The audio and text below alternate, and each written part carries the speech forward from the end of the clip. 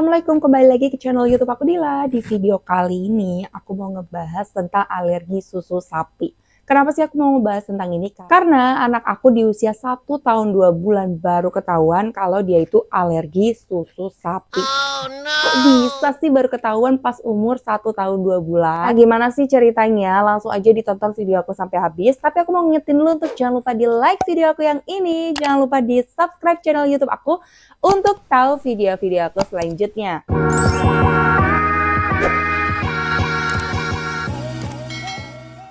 Jadi kenapa sih anak aku tuh baru ketahuan alergi susu sapi di usia 1 tahun 2 bulan?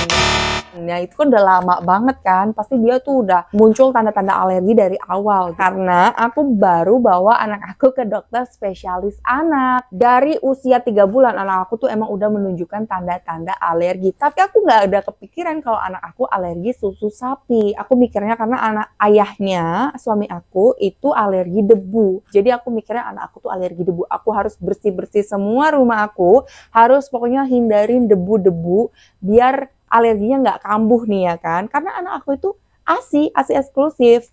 Mana mungkin aku mikir sampai anak aku tuh alergi susu sapi. Nggak kepikiran kan, ternyata alergi susu sapi itu bisa juga loh terjadi di anak yang dikasih ASI.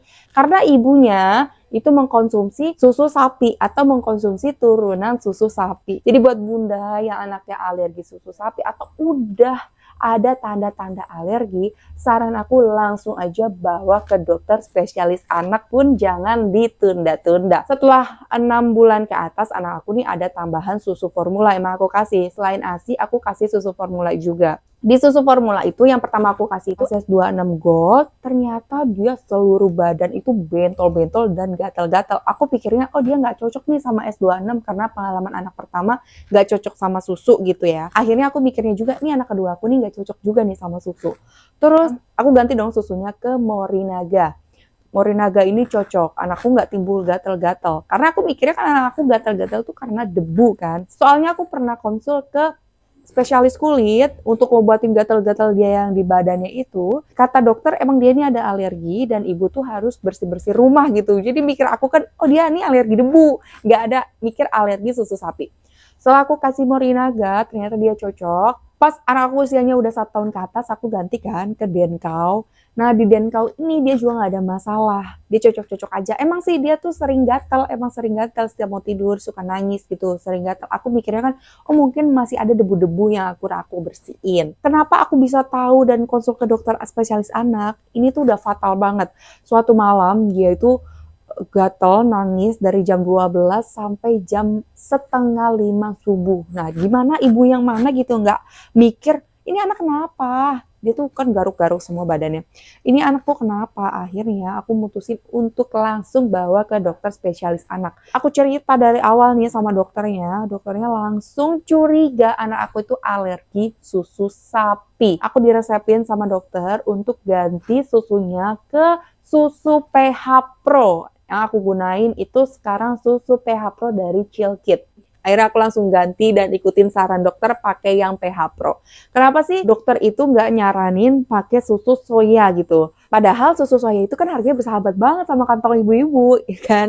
Karena anak yang alergi susu sapi ada kemungkinan juga alergi susu soya. Dan bisa juga yang dokter inginkan ini, di susu sapi itu dia ada yang namanya asam amino esensial. Dan di susu soya ini nggak ada asam amino esensial. Makanya dokter nyaranin untuk yang PH Pro dulu. Susu formula yang ada PH Pro-nya ini tuh jarang banget ya, bisa dihitung lah ada beberapa merek aja. Akhirnya setelah aku tahu sekarang anak aku tuh udah mendingan, gatal-gatalnya juga udah nggak sering kambuh karena ini baru 1 minggu ya. Jadi sama dokter itu harus dilihat dulu 1 bulan gimana nih kulitnya mulus atau enggak. Kalau kulitnya udah mulus, lanjutin lagi sampai 6 bulan. Kalau kulitnya nggak mulus juga dan masih ada gatal-gatal, harus ganti ke Neocat ini. Ya. Tapi untuk didiagnosa anak alergi susu sapi itu harus ke dokter dulu ya bun. Kita nggak bisa kira-kira sendiri, oh anak kita tuh alergi susu sapi, udah kita langsung kasih susu soya aja. Itu nggak juga. Karena setiap anak itu beda-beda. Ada yang dia langsung cocok susu soya, ada yang enggak. Untuk susu PH Pro ini rasanya lebih nggak enak daripada susu formula yang biasa ini nih. Susu anak aku Denkau. Akhirnya suruh dokter itu di mix dalam satu botol ya. Ini di mixnya nggak ganti-gantian, tapi di mix dalam satu botol.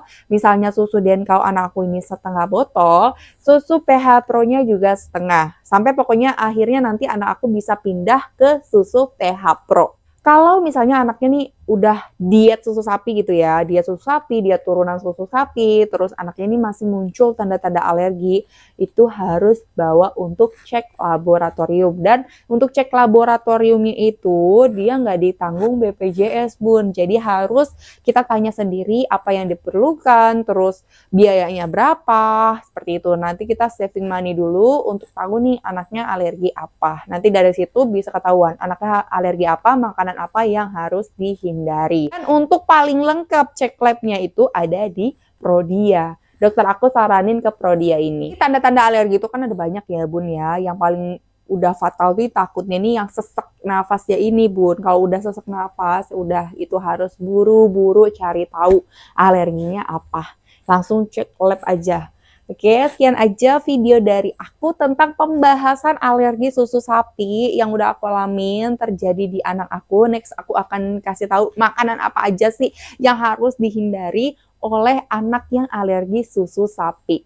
Oke, sekian aja video dari aku. Makasih banget yang udah nonton video aku, curhatan aku tentang anak aku yang alergi susu sapi. Kalau kita ada yang sama nih Bun, ada yang sepengalaman juga atau enggak senasib juga gitu ya, bisa langsung di komen aja. Ada yang mau ditanya-tanyain ke aku, boleh langsung di komen aja. Oke, sekian aja video dari aku. Jangan lupa di like video aku yang ini, jangan lupa di subscribe channel YouTube aku untuk tahu video-video aku selanjutnya. Thanks for watching. Bye-bye!